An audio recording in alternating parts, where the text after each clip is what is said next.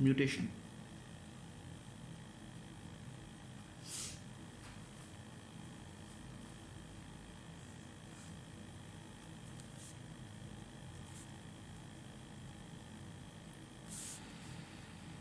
अच्छा, म्यूटेशन को ना डिफरेंट स्टाइल में और डिफरेंट मेथड्स में इसे डिफाइन किया जाता है। म्यूटेशन का मानी क्या है? Permanent alteration of nucleotides, permanent alteration of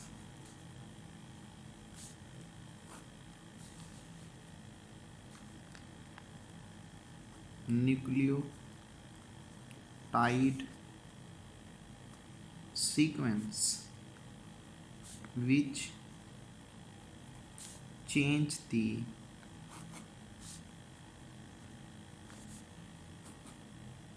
genome of that individual is called mutation। एक तारीफ तो हम ये करते हैं कि म्यूटेशन में क्या होता है कि एक परमानेंट चेंज होता है जिसमें न्यूक्लियोटाइड का सीक्वेंस बदल जाता है। न्यूक्लियोटाइड का सीक्वेंस बदलना जो कि लीड कर देता है जीनोमिक सीक्वेंस को, जीन्स आगे सही तौर पर प्रिपेयर नहीं हो पाते या जीन्स का सीक्वेंस बदल जाता है। सेकंड तारीफ क्या करते हैं? Mutation is a change of nucleic acid. Nucleic acid में आप दो चीजें लेते हैं, या डीएनए या आरएनए। अब इसका मतलब ये कि अगर म्यूटेशन में न्यूक्लियोटाइड का सीक्वेंस बदल रहा है तो पक्की बात है कि आगे प्रोटीन का सीक्वेंस भी बदलेगा। अगर न्यूक्लियोटाइड सीक्वेंस है, अगर ये न्यूक्लियोटाइड सीक्वेंस चेंज हो रहा है तो फिर इसका मतलब है कि आगे जो अमाइनो एसिड सीक्वेंस है ये भी चेंज होगा। अगर अमाइनो एसिड का सीक्वेंस चेंज हुआ तो पक्की बात है कि आगे जो चीज़ चेंज होगी वो क्या होगी? प्रोटीन्स। और प्रोटीन्स आपको पता है कि मेन वर्क ही यही होते हैं, ये भी आगे क्या हो जाएंगी? चेंज। यहां तक बात समझ ली?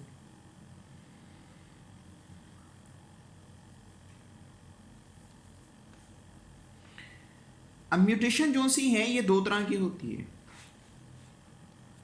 या तो म्यूटेशन होती है बेनिफिशियल या म्यूटेशन होती है हार्मफुल। म्यूटेशन ये टू काइंड की है। या तो म्यूटेशन होगी बेनिफिशियल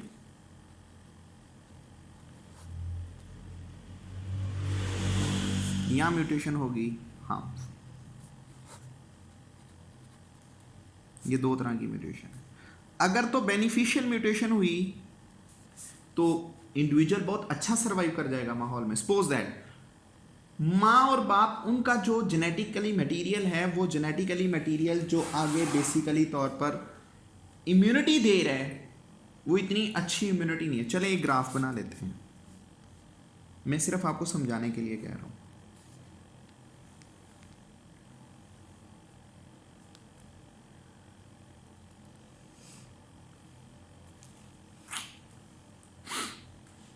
बाप की इम्यूनिटी, फादर, उसकी इम्यूनिटी, माँ की इम्यूनिटी। अब ये मदर की इम्यूनिटी है।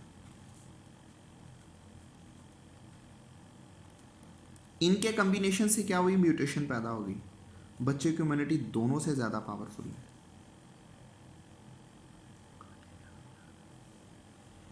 पॉसिबिलिटी थी यहां आते, यहां आ जाते, लेकिन ये कुछ एक्स्ट्रा ही ऊपर चला गया, यानी कि ये स्ट्रॉन्ग इम्यूनिटी का है। तो ये क्या पैदा होगी? Beneficial mutation. आप इसी तरह हार्मफुल पे आ जाओ, बजाय ये कि यहां पैदा होती वो बहुत नीचे आ गई, नुकसान है, ये लॉस हो रहा है। ठीक, हाँ ये हार्मफुल। तो म्यूटेशन दोनों तरह की होती है, म्यूटेशन बेनिफिशियली भी हो सकती है और म्यूटेशन में नुकसान भी हो सकता है। सपोज दैट माँ भी, मतलब कि माँ भी डीफनेस है, बाप भी डीफनेस है, दोनों को ही नहीं सुनाई देता, जेनेटिकली एरर है, किस में, न्यूरॉन सही नहीं बन रहे। अब क्या, वो बच्चा जो पैदा वो बिल्कुल ठीक है, आगे सारी नस्ल ठीक है, क्या है म्यूटेशन।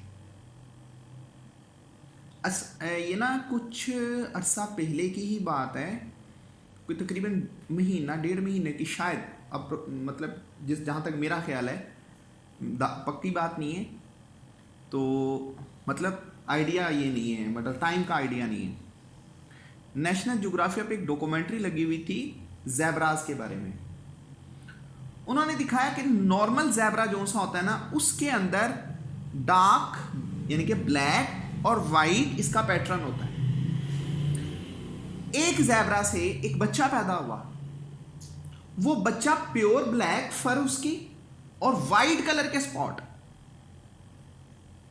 उन्होंने कहा ये म्यूटेशन है, बड़े अरसे बाद देखी है। उन्होंने कहा डॉक्यूमेंट्री में बता रहे थे कि बहुत अरसे बाद रेयर चांस ये देखा है म्यूटेशन का। ये क्या हुई, म्यूटेशन। आप कह सकते हो, ये कहावत है कि जी उसने कहा कि फलानी बात ऐसे होगी, फलां बात ऐसे होगी, हाँ उसने कहा जी कौवा सफेद रंग का है तो सफेद कौवा भी बन सकता है। देखिए ना, जब आप एक जिक्र म्यूटेशन का कर रहे हो तो फिर मानो इस चीज को भी कि कौवा सफेद हो सकता है, लेकिन वो चीज क्या होगी, म्यूटेशन, लेकिन रेयर है। अब रेयर म्यूटेशन सुन लें, वो कैसे। म्यूटेशन की काइंड्स हैं,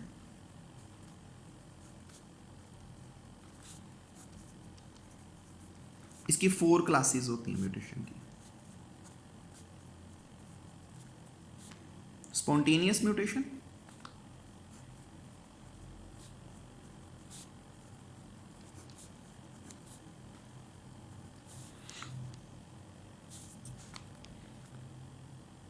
induce mutation by DNA repairing,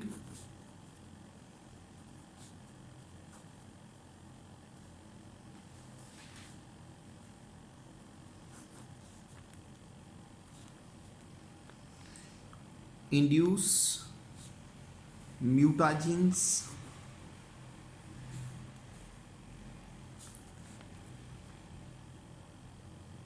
और इसके बाद है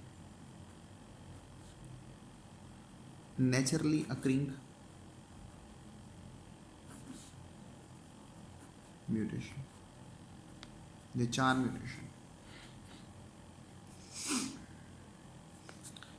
इन जीन्स या डीएनए मटेरियल। एक वो म्यूटेशन है जो खुद ब खुद पैदा हो रही है, स्पॉन्टेनियस। एक वो है जो खुद काज करवाई जा रही है जब डीएनए को रिपेयर किया जा रहा था। एक वो म्यूटेशन होती है जो म्यूटाजीन्स की वजह से होती है, ठीक है। एक वो म्यूटेशन होती है जो नेचुरली अकरिंग होती है, लेकिन पैदा किस में हो जाती है, जीन्स में। म्यूटाजीन्स में क्या होते हैं, mutagens are those substance which create the mutation. अब वो म्यूटाजीन्स क्या हैं, एक्सटर्नली हो सकते हैं, इन्वायरमेंटल हो सकते हैं। एग्जाम्पल ले लें, कार्सिनोजीन्स।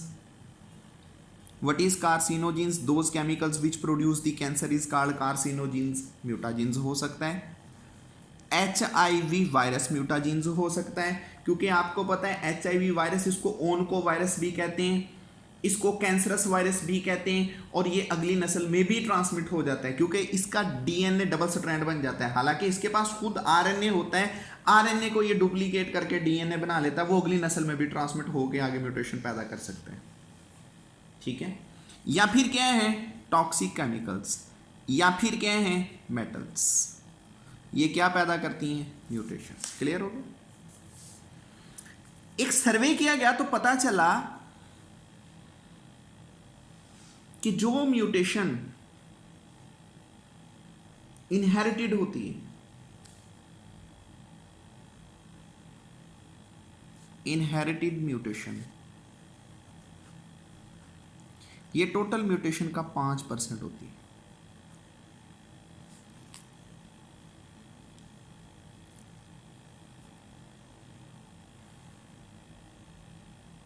जो विरासती मादे में चेंज की वजह से होती है। जो आपको इन्वायरमेंटल रिस्क पे होती है, म्यूटाजीन्स,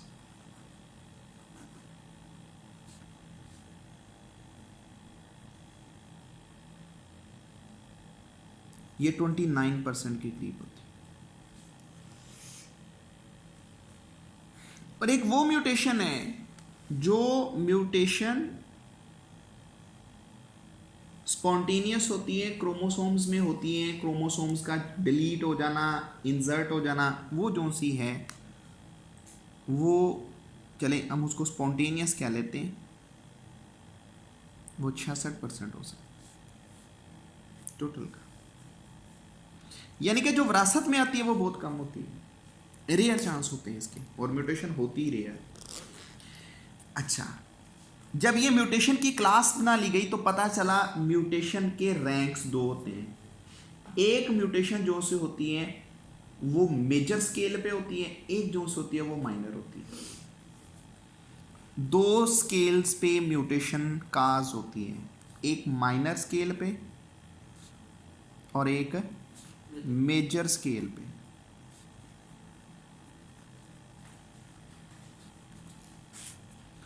माइनर स्केल पे जो म्यूटेशन होती है उसमें आ जाएगा पॉइंट म्यूटेशन,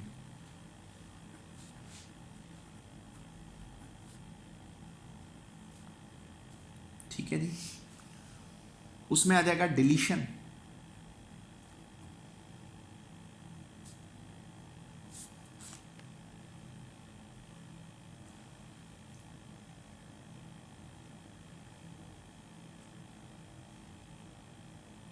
उसमें आ जाएगा डुप्लीकेशन,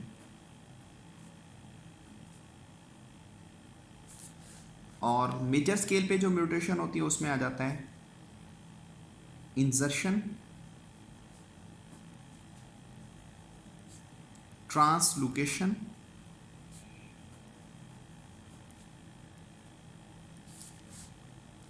इनवरियन,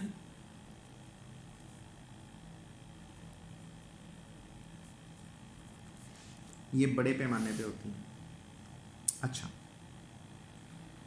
पॉइंट म्यूटेशन इसमें क्या होता है, एक सिंगल न्यूक्लियोटाइड्स का सीक्वेंस चेंज हो जाता है, just like a sickle cell anaemia या फिर अल्केप्टोनोरिया। एक आपने पढ़ा था अल्कीटोनोरिया,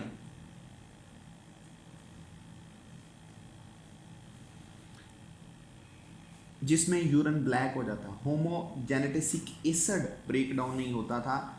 ये काम किया था, अगर आपको याद हो तो हम जीन्स की बात कर रहे थे कि जीन्स के अंदर बेसिकली तौर पर इंजाइम्स होते हैं, वो इंजाइम्स प्रीपेयर्ड नहीं हो पाते, तो वो जो बीमारी थी वो नस्ल दर नस्ल चलती थी। उस बीमारी को नाम दिया जाता है किसका, अल्केप्टोनोरिया का, ठीक है। अब जो दूसरी डिजीज है वो अल्कीटोनोरिया है,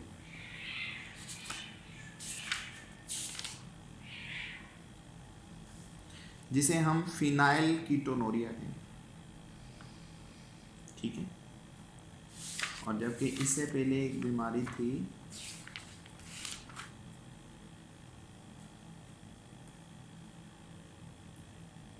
अल्केप्टोनोरिया।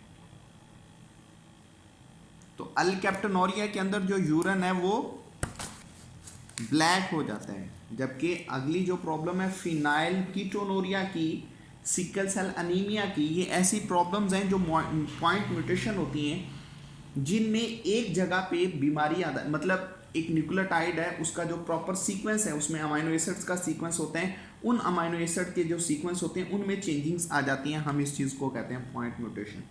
इसको नॉन सेंस म्यूटेशन भी कहते हैं।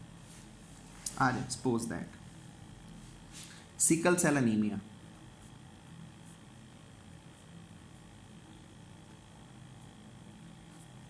एक ब्लड डिसऑर्डर है क्या, पॉइंट म्यूटेशन।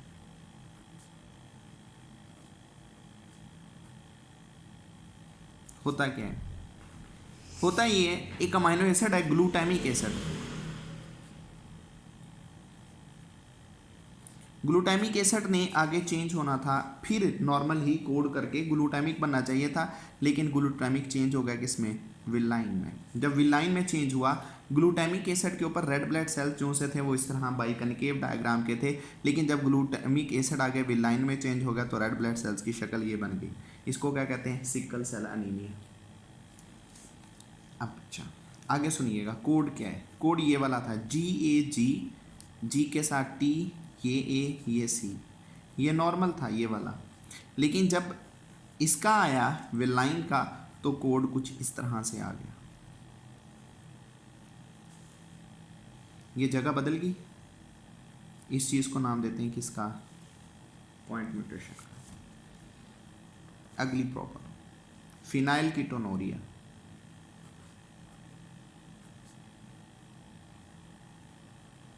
फिनाइल कीटोनूरिया में फिनाइल एलानिन एक अमाइनो एसिड है, वो टूटता नहीं है, वो ब्रेन में इकट्ठा होता रहता है या बॉडी के टिश्यूज में इकट्ठा होता रहता है, जिससे मेंटल रिटार्डेशन होनी शुरू हो जाती है। किस तरह से, सपोज दैट फिनाइल एलानिन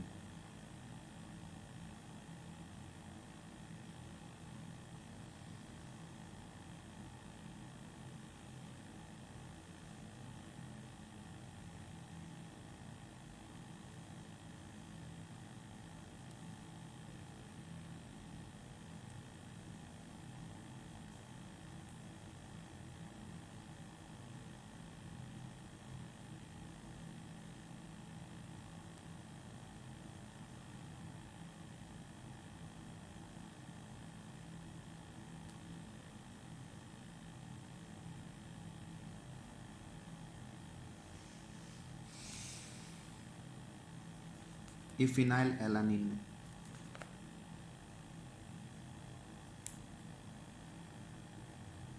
ये फिनाइल एलानिन टूट नहीं पाता, तो इसके ऊपर अटैक करवाया जाता है फिनाइल एलानिन हाइड्रोजिनेज, ये एक एंजाइम है। उसकी बदौलत ये क्या बन जाता है, ये एल टायरोसिन एक कंपाउंड है उसमें चेंज हो जाता है। नॉर्मल ये होना चाहिए था, लेकिन ये एंजाइम नहीं बन पाता ये वाला। ठीक, तो इसकी बुनियाद पर क्या होता है, CH2